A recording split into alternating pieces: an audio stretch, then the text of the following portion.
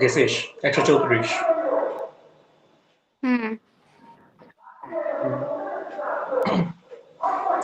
এখানে বলা আছে যে এই সিম্পলি সাপোর্টেড রেক্টাঙ্গুলার বিম, মানে এই ম্যাথটা হইতে হলে সিম্পলি সাপোর্টেড হইতে হবে, এই ম্যাথের ক্ষেত্রে অন্য কোনো সাপোর্ট হইলে হবে না। তো সিম্পলি সাপোর্টেড রেক্টাঙ্গুলার বিম 16 ইঞ্চি, মানে বি এর মান দেওয়া আছে যেখানে বি এর মান দেওয়া আছে 16, তারপর ওয়াইড 16 ইঞ্চি ওয়াইড, তারপরে having an effective depth D এর মান দেওয়া আছে 22 ইঞ্চি, ক্যারিজ আর total forced load, total forced load মানে হলো গিয়ে 9.4 কিপ পার ফিট, মানে ইউডিএল যেহেতু এখানে যেহেতু বলছে যে সিম্পলি সাপোর্টেড বিমের তো থাকে ইউডিএল লোড, তার মানে ডাব্লিউ ইউ, এই যে আমার খাতায় দেখ ডাব্লিউ ইউ লোকের 9.4 দেওয়া আছে, আর ক্লিয়ার স্প্যান দেওয়া আছে 20 ফিট, মানে লেন্থটার L L is equal to 20 feet, আর এফ প্রাইম সি দেওয়া আছে 4000 পিএসআই, আর হলো যে কি জানি এখানে বলছে throughout what part of the beam is web reinforcement required, মানে বিমের কোন পার্টে কি কোন রড লাগবে সেটাই ডিজাইন করতে বলছে। এখন আমার খাতাটায় এই যে B D W U L আবার কি রেকর্ড করতেছস? রেকর্ড কর, নাহলে মনে থাকবে না পরে। আচ্ছা এগুলো দেওয়া আছে, আর এখানে যে একটা লাইন ছিল মিস করে গেছিলাম, reinforced with 7.62 inch square of tensile steel, মানে এটা হলো গিয়ে মানে এই স্টিলের এরিয়া দেওয়া আছে, টেনজাইল স্টিলের এরিয়া 7.62 ইঞ্চি স্কয়ার। তো এগুলো লিখে নিলাম। তো আমাদের শেয়ারের ক্ষেত্রে ফায়ারমান অলওয়েজ 0.75, অলওয়েজ শেয়ারের ক্ষেত্রে 5 ফায়ারমান 0.75। তারপর হলো গিয়ে এই ভিসি মানে হলো গিয়ে শেয়ার, কনক্রিটের শেয়ার। এখন আমরা তো ইয়ার শেয়ার অবশ্য আমরা তো অলওয়েজ ইয়ার শেয়ার নিয়ে করি, কি বলে স্টিলের শেয়ার তো আমরা ডিজাইন করবো, এখন কিছু শেয়ার তো কনক্রিটের নিয়ে নিবে, সেই জন্য আমাদের কনক্রিটের শেয়ারটা আগে বের করে নিতে হবে, এই জন্য ভি আর সি দিয়ে কনক্রিটের শেয়ার হলো গিয়ে ওই সূত্র 2√f'(c) ইন্টু BWD। তো এখানে মানগুলা বসাইলি, পাউন্ডে আসবে, পাউন্ড থেকে কিপে নিয়ে নিবি, তারপরে এখন 5VC বের করা লাগবে, ফায়ার মান আর ভিসি গুণ করে দিবি 5VC, তারপরে 5VC/2 হাফ করে একটা মান বের করা লাগবে। এই তিনটা কাইন্ড অফ মুখস্থের মতো করে দেবে।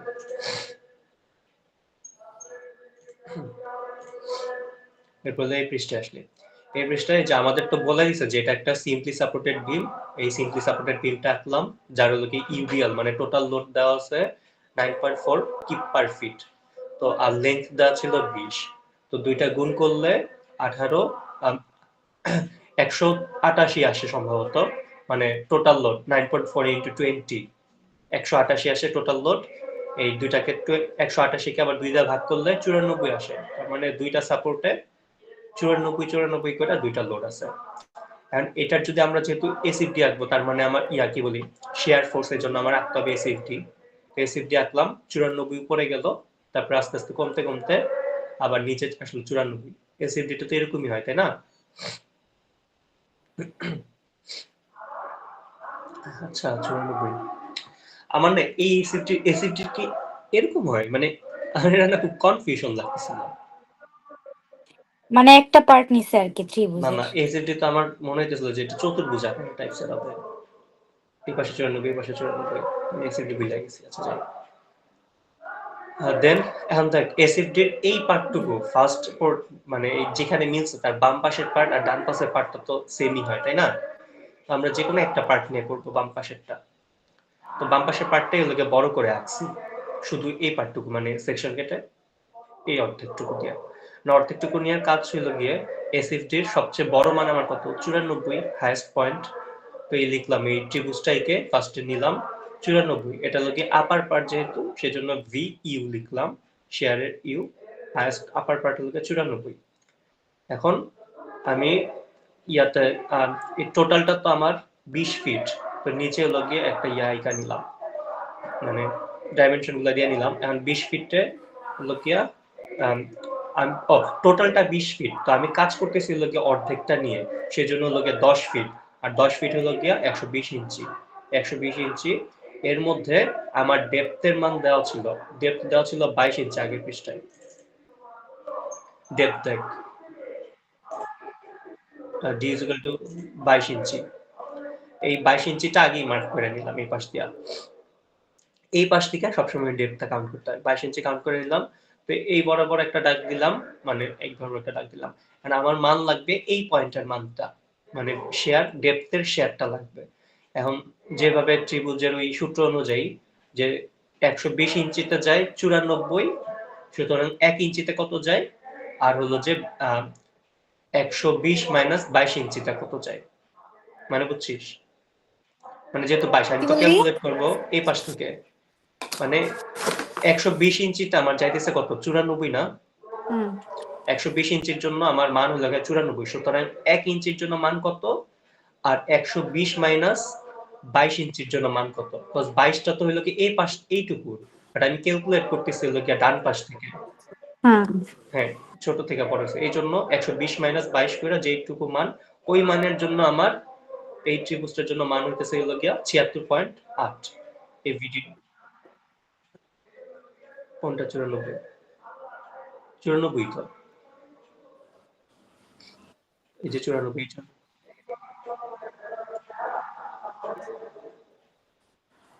ঠিকই তো, ভাই সরি, হ্যাঁ এটা হলো গিয়ে 120 মাইনাস 22, ইয়া 22 তো, হ্যাঁ 98 তো, সরি। আচ্ছা ওকে, দেন হলো গিয়ে ওটা এমনি রাফ করছিল, পুরোটা করে ফেলি। 76.28 লো। দেন এই দুটা মান জানি, এন্ড আগের পৃষ্ঠায় আমি দুইটা মান বের করছিলাম, একটা হলো গিয়ে 5 ইসি মান আর একটা হলো গিয়ে 5 ইসি বাই 2 এর মান। তো এই দুইটা মান লিখলাম, একটা হলো গিয়ে 33.4 আর একটা হলো গিয়ে 16.7। এখন আমার হলো কি এই দুইটা থেকে হলো কি আমার এখন ডিসটেন্সটা বের করতে হবে। এখন আবার উল্টা, যে 94 কিপের জন্য আমার ডিসটেন্স হলো গিয়ে 120, সুতরাং 33.4 কিপের জন্য আমার ডিসটেন্সটা আমি বের করে নিব, বুঝছিস? তো ফার্স্ট একটা বের করলি হয়, খালি উপরেরটা বের করবি, যে 33.4 এর জন্য আমার ডিসটেন্স আসে হলো গিয়া 42.6। তো 42.6 কে 2 দিয়ে ভাগ করে দিলেই 21.3 আসে, কজ এটাও যেহেতু 2 দিয়ে ভাগ করে আমরা পাইছিলাম 5 ইসির মান 16.7, সুতরাং ডিসটেন্সটাও এর হাফই থাকবে, বুঝছিস? মানে টোটাল যেটা আসবে সেটা 2 ভাগ করলে 21.3 আসে। সো এখান থেকে এই পর্যন্ত 21.3, এখান থেকে এই পর্যন্ত হলো 21.3, টোটাল 42.6। এখন এই তিনটা যোগ কইরা 120 থেকে মাইনাস করলেই মাঝের অংশটার মান আমরা পেয়ে যাবো 55.4। এখন ফার্স্টের টুকু যে ডেপথের অংশটা, এটা বাকি হলো দিয়ে দিতেছে না। 21.3 টা কি কইলি? 21.3 টা হলো, আচ্ছা এখন আমি মান জানি, আমার এই মানটা আমি জানি 5 ইসি এর মানটা, এই মানটা বসাইলাম ভার্টিক্যালি বসে, আমি 94 মান জানি, 94 এর জন্য ডিসটেন্স কত, 120। তাহলে হলো 33.4 এর জন্য আমার ডিসটেন্স কত হবে, ওই মানটা লিখবি, বুঝছ নাই? না। আরে মানে ধর ঐকিক নিয়ম করবি, যে আমার 94 কিপ, 94 কিপের জন্য আমার ডিসটেন্স হলো গিয়া 120, 120। সুতরাং এক কিপের জন্য হলো গিয়ে কত, আর হলো গিয়ে 34.4 কিপের জন্য কত, আচ্ছা। বুঝছিস?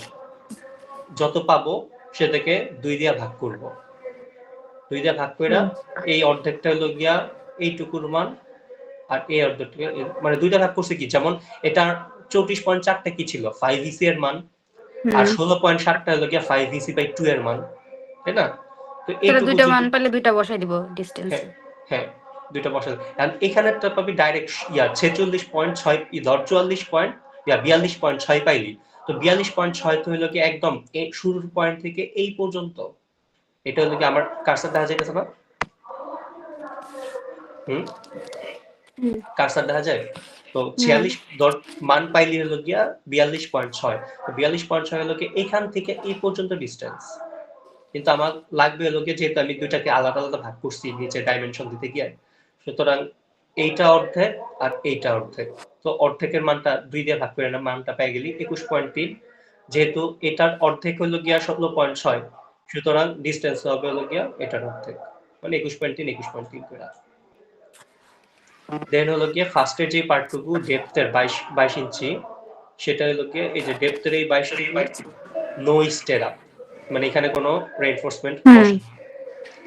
তারপরে হলো গিয়া মাঝের পার্টটুকুতে হলো গিয়ে রেগুলার স্টেট আপ, তারপরে তারপরে হলো গিয়া মিনিমাম স্টেট আপ, তারপরে হলো গিয়ে আবার নো স্টেট আপ, মানে দুই পাশে নো স্টেট আপ, মাঝের বড় পার্টটুকু হলো গিয়া রেগুলার, রেগুলার আর স্টার আর এই পাশে মিনি হলো স্টার। Minimum state up. শেষ, এটা হলো 4.2 শেষ। এরপরে 4.3 এর বই দেখ, এটা হলো যে 137 পৃষ্ঠা। এখানে বলছে using vertical U stirrup with FY is equal to 60,000 psi design web reinforcement for the beam. মানে এখন আমরা রেইনফোর্সমেন্টটা বের করতে বলছি, এতক্ষণ বলছিল জাস্ট কোন পার্টে কি স্টেটআপ ব্যবহার হবে সেটা, আর এখন বলতেছে কি স্টেটআপের সাথে মানে কোন স্টেটআপ কতটা দিব ওইটা বের করতে বলছে 4.3 এ। তো কতটা দিব এটা এখন নয়, এই পার্টটা পরে আসতে হবে, এটা এখন চলে যেতে হবে 4.3, শুরু এইখান থেকে 4.3 এর ম্যাথ। তো এইখানে আসলে কি যে বুঝেছিল একটা ইউএস,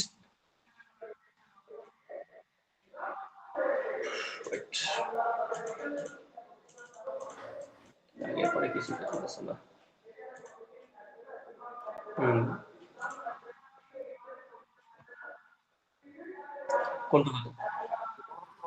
আচ্ছা, তো ডেপথ যতটুকু এতটুকুতে নো স্টেট আপ, আর লাস্টের পোর্শন যেটা সেটা তো নো স্টেট আপ, আর মাঝের বড় পোর্শনটাতে হলো গিয়ে রেগুলার, আর তার পাশে হলো গিয়ে মিনিমাম, এটা মুখস্থ।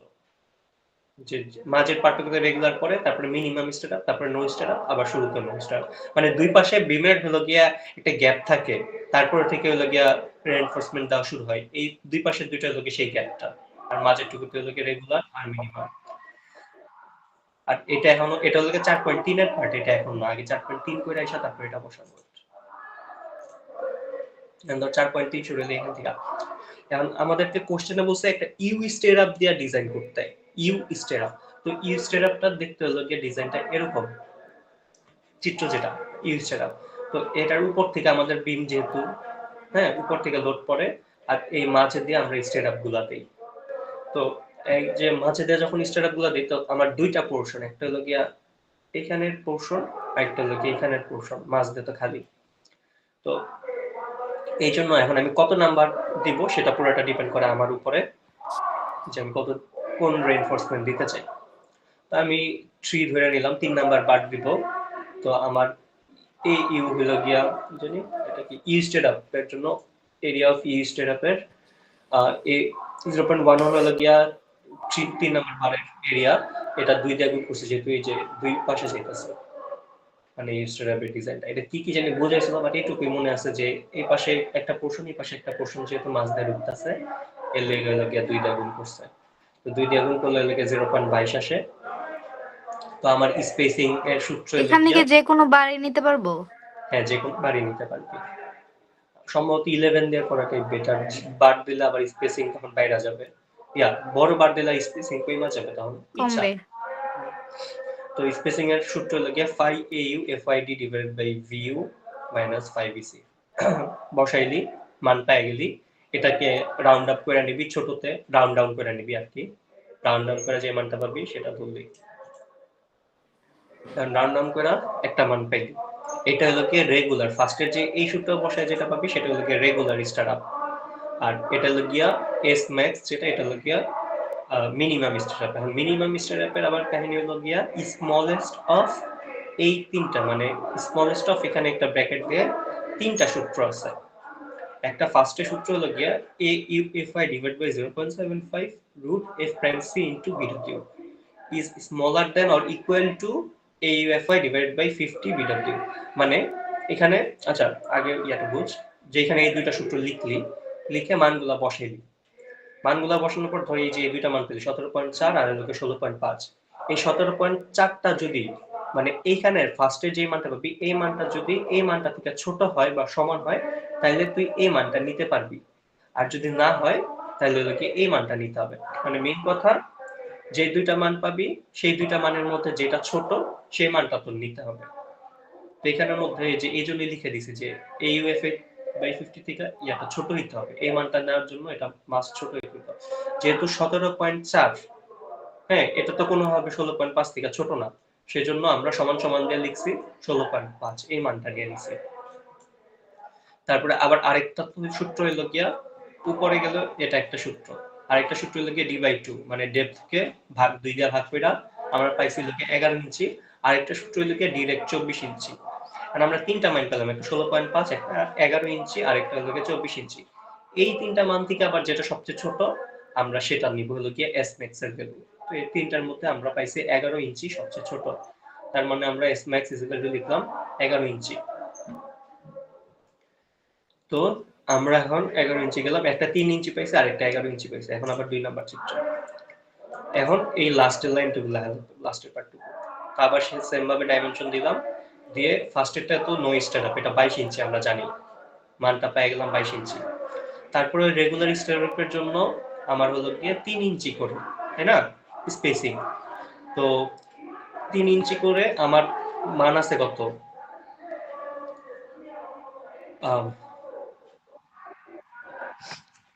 55.4। এখন 55.4 কে ভাগ দিই 3 দিয়া, তাহলে মান আসতেছে হলো গিয়া 18.5।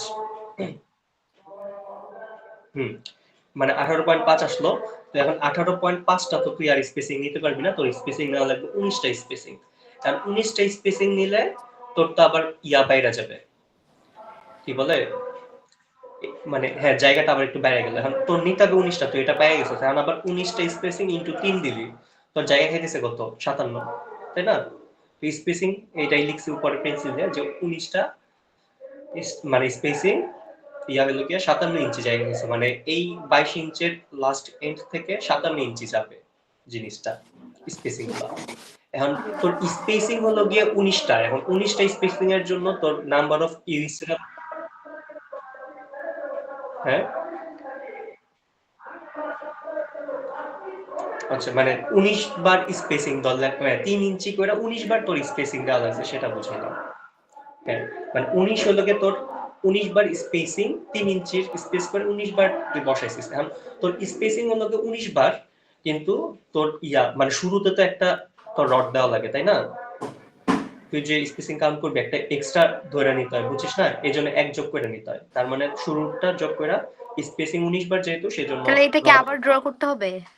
না, এই যে এটাই, মানে স্পেসিং যতবার হবে তার থেকে এখানে এক তো এটা বেশি। আছে এই জন্য তুই এটা দেখাইতেছিস, কিন্তু পরীক্ষায় যদি মানে ধর ওইটা চায় তারপরে আবার কি চিত্র ড্র করতে হবে? আর কিছু না, এটাই মানে তোর স্পেসিং যত আসবে, না এটাই, এটা তো এটাই হবে, মানে এটার নিচে এটাই হবে, আর আগে তো হবে না, মানে ম্যাথটা এইভাবেই দিবে। যদি আলাদা করে দেয় তাহলে হয়তো উপরের টুকু কিভাবে দেয় বলতে পারি না, আগে এটা বুঝছি। এই জন্য এক যোগ করে 20টা নস, মানে নাম্বার লাগে 20টা ইউ স্ট্রেট আপ @ আবার কে কল দিছে,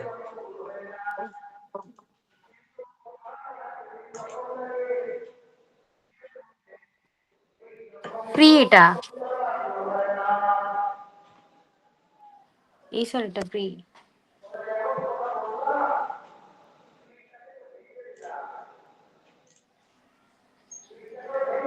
হয়েছে শেষ ফল। ওকে, তাহলে এক যোগ করে 20টা 20 নস এই লেখাটা মুখস্থ করে নিবি, U stirrup @ 10 inch centre to centre. এখন তোর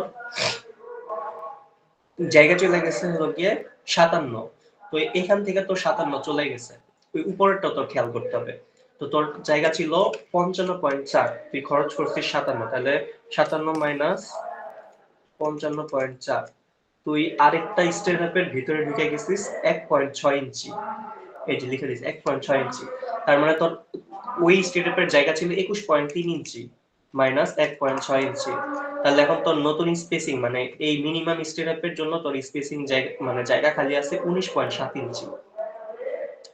এখন এই 19.7 ইঞ্চি নিয়ে তোর স্টেপ আবার ডিজাইন করতে হবে।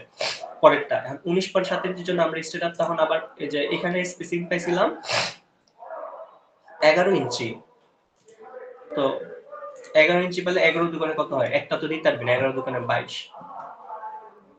তাই না, 11 দোকানে কত 22, তাহলে এখানে দিবি দুইটা স্পেস মানে দুইটা রড, এখানে কিন্তু আবার এক যোগ করতে হবে না, কজ তোর এখানে অলরেডি এন্ডেড তোর অলরেডি রড আছে, মানে এই মানে রেগুলার স্টেপের রডটা কিন্তু এন্ড পর্যন্ত গেছে না।